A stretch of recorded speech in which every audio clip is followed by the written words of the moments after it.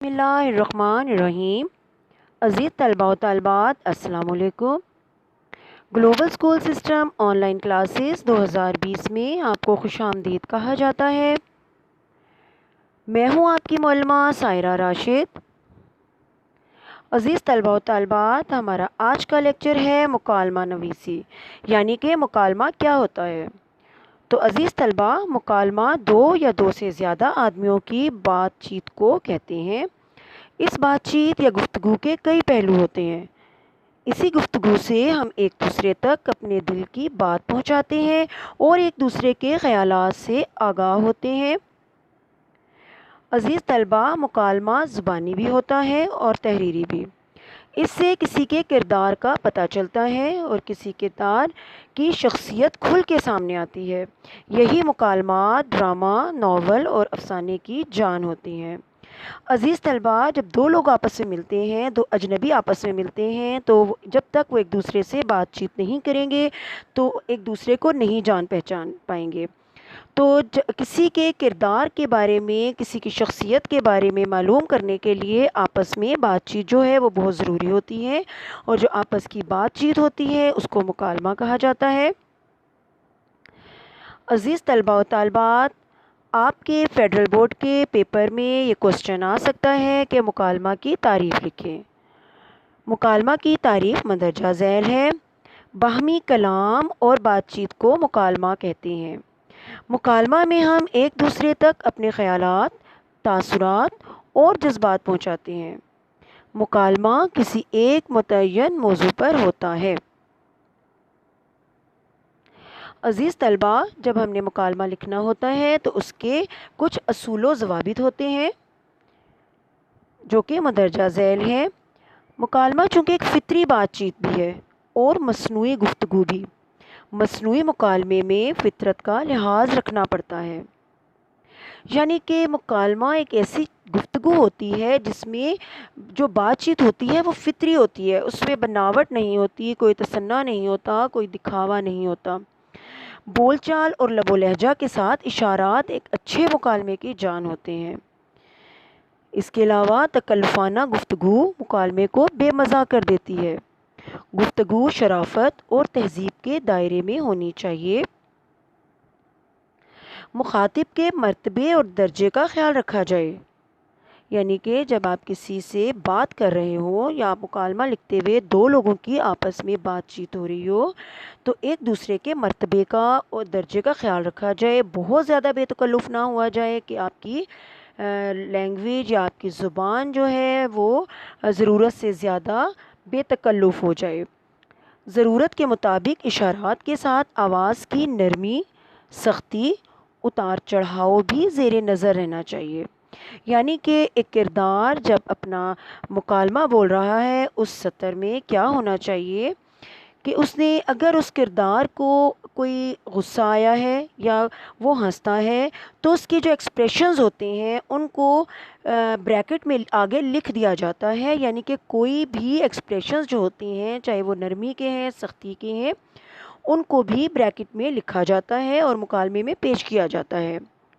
زبان کا روزمرہ کے مطابق ہونا ضروری ہے، یعنی کہ جو عام زبان ہم اپنے گھر میں بولتے ہیں اس کو ہی استعمال کرنا چاہیے۔ گفتگو کا انداز ایسا ہونا چاہیے کہ بات سے بات خود بخود نکلتی آئے، یعنی کہ جب دو کردار آپس میں بات چیت کر رہے ہوں تو اس سے ایک کردار کے بعد دوسرے کردار کی بات خود بخود آگے آنی چاہیے، کوئی اس میں بناوٹ نہیں ہونی چاہیے۔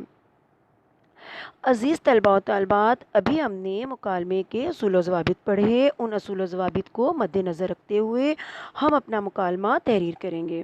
ہمارا آج کا مکالمہ ہے دکاندار اور خریدار۔ یہ آپ کی کتاب سے لیا گیا ہے۔ عزیز طلباء، آپ کو یہ بتانا بھی بہت ضروری ہے کہ کوئی بھی مکالمہ آپ خود بھی تحریر کر سکتے ہیں، ضروری نہیں ہے کہ آپ حرف بہ حرف کتاب سے لکھیں۔ اصول و ضوابط آپ کو پتہ چل گئے ہیں کہ روزمرہ کی زبان ہونی چاہیے، گھٹیا پن نہیں ہونا چاہیے، ایک دوسرے کے مرتبے کا خیال رکھنا چاہیے۔ اس کے علاوہ آپ کو ایک اور بات بتاتی چلوں یہاں پہ کہ جب ہم ایک کردار کا نام لکھتے ہیں، جیسا کہ یہاں میں نے خریدار لکھا، اس کے بعد ایک علامت ہوتی ہے جس کو رابطہ کی علامت کہا جاتا ہے، جو کہ دو نقطے آپ کے سامنے ہیں، خریدار کے بعد میں نے دو نقطے، یعنی کہ یہ رابطہ کی علامت ہے، یہ ضرور ہونے چاہیے۔ اور یہ دیکھیں کہ خریدار پہلا کردار ہے خریدار کا، اس کے بعد میں نے رابطہ کی علامت لگائی السلام علیکم، پھر دکاندار آتا ہے وعلیکم السلام، آئیے تشریف لائیے۔ خریدار کا کردار ہے آپ کی دکان میں رومال بھی ہوں گے؟ دکاندار کہتا ہے رومال ہی نہیں، جرابیں، بنیانیں، چھتریاں، سبھی کچھ ہے۔ یعنی کہ یہاں پر ایک دکاندار کی عادت یا اس کی نفسیات بیان کی گئی ہے کہ جب دکاندار کو کوئی چیز دکھانے کے لیے کہا جاتا ہے تو وہ اپنی ایک چیز نہیں بلکہ اس کی دکان میں جتنی بھی ورائٹی ہوتی ہے، جتنی بھی چیزیں ہوتی ہیں، ان سب کے بارے میں بتاتا ہے۔ اب خریدار کہتا ہے کہ رومال دکھائیے، کوئی سستا سا سوتی ہو۔ یعنی کہ جب خریدار رومال دکھانے کے لیے کہتا ہے تو وہ بھی اپنی عادت سے مجبور ہوتا ہے، خریدار کی یہ عادت ہوتی ہے یا اس کی نفسیات ہوتی ہے کہ وہ دکاندار سے جب کوئی چیز دیکھتا ہے تو وہ چاہتا ہے کہ چیز سستی بھی ہو اور اچھی بھی ہو۔ دکاندار کہتا ہے یہ دیکھیے رومال نہایت نفیس اور نرم۔ دکاندار چونکہ اپنی چیز کی تعریف کرتے ہیں اس لیے یہاں پر بھی دکاندار نے یہی کیا۔ تو خریدار کہتا ہے آپ نے جرابوں کا ذکر کیا تھا، وہ بھی دکھائیے۔ اب دکاندار کہتا ہے رومال کے متعلق کیا فیصلہ ہے، کتنے پیش کروں؟ خریدار کہتا ہے جرابیں دکھائیے تو رومال کا فیصلہ بھی ہو جائے گا۔ دکاندار کہتا ہے یہ دیکھیے جرابیں ریشمی ہے، ریشمی، کتنے جوڑے پیش کروں؟ یعنی یہاں پر دکاندار اپنی چیزوں کی تعریف کرتا ہے۔ پھر خریدار کہتا ہے آپ مال دکھا رہے ہیں، قیمت نہیں بتاتے، کیا آپ اپنی چیزیں بن داموں بیچتے ہیں؟ بن دام کا مطلب ہوتا ہے بغیر قیمت کے، کیونکہ دکانداروں کی عادت ہوتی ہے کہ وہ خریداروں کو اچھی سی اچھی چیزیں دکھا کر ان کو پسند کرواتے ہیں اور ابھی قیمت نہیں بتاتے۔ تو دکاندار کہتا ہے ہاں صاحب، بالکل مفت، قیمت برائے نام۔ یعنی کہ بالکل مفت سے مراد یہ ہے کہ بہت کم قیمت ہوتی ہے، رومال 10 روپے کا ہے اور جرابوں کا جوڑا 20 روپے کا۔ خریدار اب کہتا ہے میاں دکاندار یہ قیمت تو بہت زیادہ ہے، ویسے رومال بھی نفیس ہے اور جرابیں بھی۔ اب خریدار کو چیز بھی پسند آ جاتی ہے لیکن اس کو قیمت زیادہ لگتی ہے۔ اب دکاندار کہتا ہے ہم اپنے مال کو چند پیسوں کے نفع پر بیچتے ہیں، کسی اور دکان سے دریافت کر لیں، پھر آپ کی تسلی ہو جائے گی۔ خریدار اب کہتا ہے رومال اور جرابوں کی صحیح قیمت بتائیے، میں کچھ اور چیزیں بھی خریدوں گا۔ یہاں دیکھیں خریدار کی نفسیات بیان کی گئی ہے کہ جب وہ دکاندار سے کوئی چیز لیتا ہے تو اس کو ایک طرح سے یہ کہتا ہے کہ اگر مجھے سستی چیز ملے گی تو میں زیادہ چیزیں لے لوں گا۔ دکاندار کہتا ہے صاحب ہماری دکان کا حساب باٹا جیسا سمجھیے، ایک زبان ایک دام۔ یہاں دکاندار نے باٹا ایک کمپنی ہے اس کا ذکر کیا، یعنی کہ باٹا ایک بہت اچھی کمپنی ہے جس کا دام ایک ہوتا ہے اور چیز کی کوالٹی بھی اچھی ہوتی ہے۔ تو اسی بارے میں دکاندار نے کہا کہ ہماری دکان جو ہے وہ باٹا کی طرح ہے، یعنی ایک زبان ہوتی ہے اور ایک ہی دام ہوتی ہے۔ اب خریدار کیا کہتا ہے کہ اگر آپ سچ مچ درست کہتے ہیں تو مجھے آپ کی سچائی پر فخر ہے، اب میں سچی دکان چھوڑ کر جھوٹی دکانوں پر نہیں جاؤں گا۔ اب دکاندار سے خریدار جو ہوتا ہے وہ متاثر ہو جاتا ہے اور کہتا ہے کہ آپ درست اگر کہہ رہے ہیں تو مجھے آپ کی سچائی پر فخر محسوس ہوتا ہے، اور اب میں یقیناً آپ کی سچی دکان کو چھوڑ کر دوسری دکانوں پر نہیں جاؤں گا جہاں پر مال کی قیمت بہت زیادہ بتائی جاتی ہے۔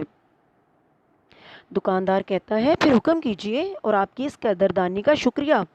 خریدار کہتا ہے 5 رومال، 5 جوڑے جراب اور ایک چھتری بھی باندھ دیجئے مگر اچھی سی ہو۔ دیکھیں یہاں دکاندار کا جو کردار تھا یہاں پر اس نے اپنی چیزوں کی تعریف کی، کم قیمت بتائی تو خریدار مجبور ہو گیا زیادہ چیزیں لینے پر۔ اب دکاندار کہتا ہے یہ لیجئے، چیزیں دیتا ہے اس کو اور پھر کہتا ہے کہ آپ کی تشریف آوری کا شکریہ۔ خریدار کہتا ہے رقم تو آپ نے نہ بتائی نہ وصول کی، شکریہ مفت میں دے مارا، یعنی کہ ابھی تک آپ نے قیمت نہیں بتائی اور نہ تو آپ نے مجھ سے لی اور پھر بھی شکریہ مفت میں کہہ دیا مجھے۔ تو دکاندار کہتا ہے یہ لیجئے بل، کل 190 روپے ہی تو ہوئے، یعنی کہ وہ ٹوٹل بل کر کر کل بل بنا کر اس کو دیتا ہے۔ خریدار کہتا ہے یہ لیجئے 200 روپے۔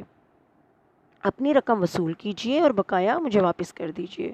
دکاندار کہتا ہے یہ تو لینے کے دینے پڑ گئے، اچھا آپ کی خوشی کے لیے یہ لیں 10 روپے۔ عزیز طلبہ، ہم نے اپنا آج کا مکالمہ تحریر کیا، آپ نے پڑھا بھی، تو یقیناً آپ کو مکالمہ نگاری کی سمجھ آئی ہوگی۔ آپ نے مکالمہ کی تعریف یاد کرنی ہے، اس کے علاوہ آپ نے اس کے اصول و ضوابط اچھی طرح سے سمجھنے ہیں اور اپنے ذہن میں رکھنے ہیں، اور ان کو اپنے مائنڈ میں اپنے ذہن میں رکھتے ہوئے آپ نے جو بھی آپ کو عنوان دیا جائے، ٹاپک دیا جائے، اس پر آپ نے خود سے مکالمہ تحریر کرنا ہے۔ ہمارا آج کا لیکچر جو ہے وہ مکمل ہوا، یقیناً آپ لوگوں نے استفادہ حاصل کیا ہوگا۔ مجھے اجازت دیجیے، اللہ حافظ۔